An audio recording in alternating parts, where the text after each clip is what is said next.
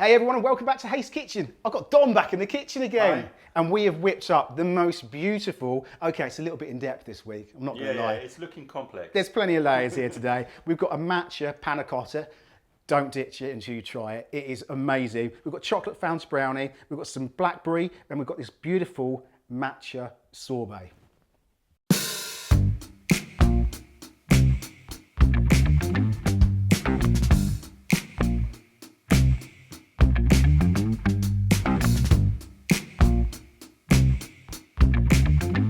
Okay, so Don's here on the channel, and we're going to be making some really interesting desserts. Now, we've done another recipe, which is what this follows on from. We've done a braised pork belly. Delicious. Literally the most awesome tea and sort of like a sweet and sour sort of glaze, wasn't it?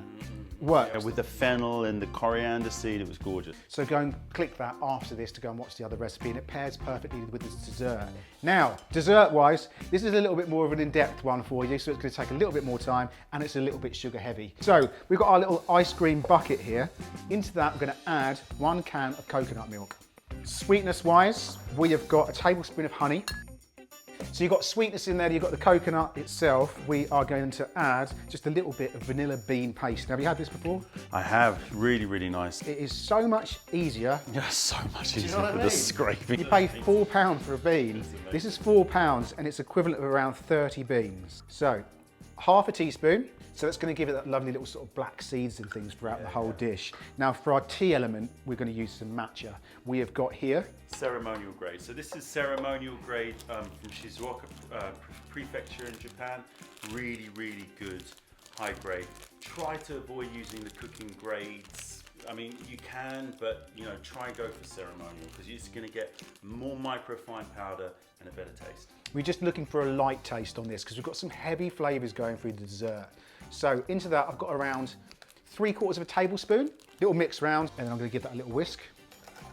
And for more tea, we're going to use... Yeah, so Hojicha is another Japanese, so we're keeping the same theme, it's the same area, but this is a roasted green tea. And that gives it just a different kind of flavour, doesn't it? I think so. We've been recipe testing this one for about 12 hours yesterday to try and sort of perfect this recipe. I love this dish. You've got a real lightness from the sorbet itself, and then you've got the punch from the tea as well. So kind of 90-degree water is what you want for this. You're just going to let that brew for about 20 seconds or so. Exactly 20 seconds. That's the importance of tea, isn't it? 15 to 20 seconds. So this tea really kind of has a little bit more of a nutty note, right? When you've got the roast, you're picking up those warmer notes. It's got that bake to it, just like kind of you know, roasted coffee. It's just got a little bit of that nutty aroma. If you want to know more about these sort of products, this is not an ad, by the way. Don's just a friend who's very, very knowledgeable about tea. But if you want to know about any of these products, you can click onto your website, can't you? Yeah, Mayleaf. Just go to Mayleaf. Yeah, and obviously check out his YouTube videos as well. Absolutely. Right, All so that's that has been 25 seconds. I'm going to introduce that to our ice cream. Another little mix round. That can go into your ice cream maker for around 30 minutes just to harden up. Whilst the ice cream's coming down to temperature, we've got a couple of things we're going to make a little bit different for this dessert. We're going to use chocolate fudge brownie. If you want to know how to make these, link in the description box down below. It's another video which I've done how to show you these, how to make these really rich, tasty brownies. So with that, with the lightness from the ice cream, and then we're going to make a really nice chocolate soil. Oh wow, you're going for it, huh? So chocolate soil's massive at the moment. You see people serving these things in bloody plant pots and all sorts. It's gone a bit Heston crazy, but it's really simple to make, and it's going to be like a praline-y sort of like taste to it, so a little bit of a nutty element as well. Okay, so we've got nuts, we've got chocolate, we've got matcha, we've got cream, we've got coconut. All paired together perfectly. Excellent. And it's going to go with a panna cotta, a matcha panna cotta, right? So to make the panna cotta, really, really simple. We've got a cup of double cream, and you can, you know, adapt to your taste, but I reckon a good ½ tablespoon of matcha goes in. Nice. Wow. So that's going to give the vibrancy and the colour that you want. Absolutely. And then going to matchify your sugar a bit here, but you've got about 2 tablespoons, 2.5 tablespoons, which is a little bit more, something like that. Yep. In there. And then the thickening or the setting agent is the agar-agar. Agar-agar, agar-agar. Agar-agar. It is basically your gelatine replacement. So about ½ tablespoon of that. And what we're gonna do is give that a little whisk, and we're gonna bring that up gently. Don't bubble this, you just want it to just be ticking over a little bit. And then after that, we're gonna strain it into a bowl ready for our molds. We've got a second pan over here.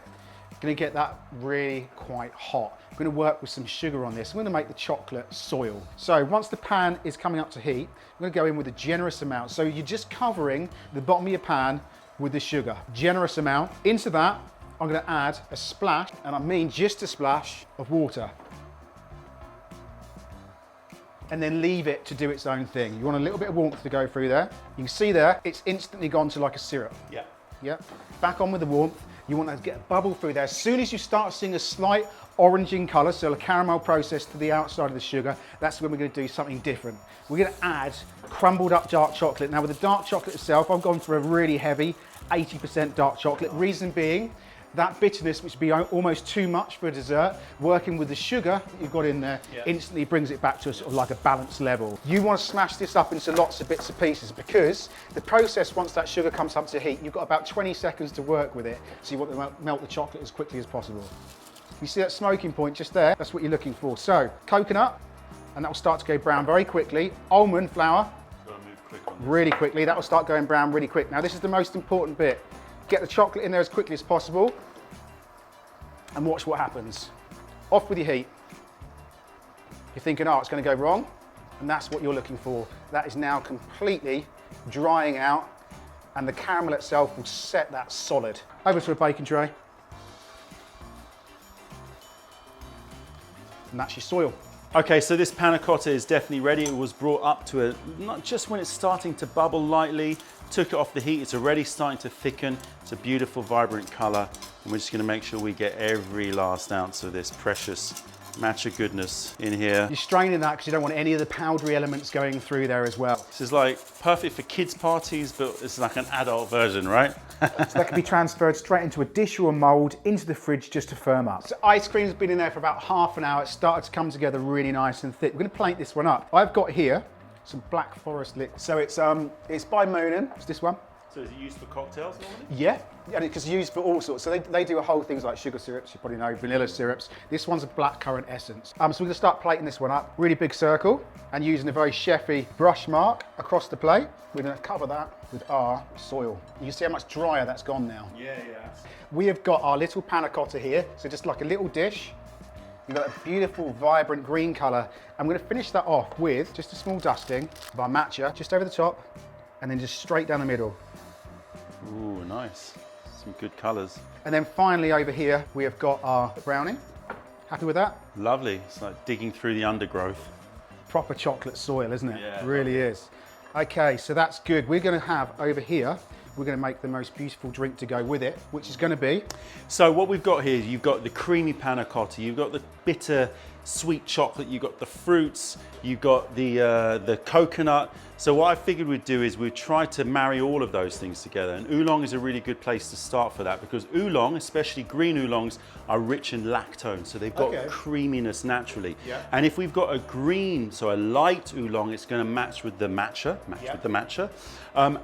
But because we've got chocolate, which can overpower things a little bit, you've got to hit it with quite a lot of fragrance. So we've got an osmanthus fragranced oolong here. Have a sniff. So it's pretty extreme. Beautiful. So, you know, it's going to stand up to this. It's going to match all of the temperature ranges from the cool to the medium to that kind of nice bitter. Yep. Just let that brew. So your ice cream, look how vibrant and green it is. It looks pretty much exactly the same as the panna cotta. But texture-wise, we've got 3 to 4 different textures going on here. So we've got a soft, gooey panna cotta. We've got the chunky brownie, the crumbly soil, if you like. And then over here, we're just going to get a nice scoop of our ice cream. Gonna decant this tea, and just to amp up the kind of Asian elements of this, just a little slither of lemongrass, just stir that in. Nice. And that just is just gonna lift it again to another level. So we're just gonna throw that in there. Look at that, the yin and yang dessert. So there we have it. Beautiful, finished, easy to do dish. Loads of different layers there, but if you actually do this in advance, it's actually not too bad, is it?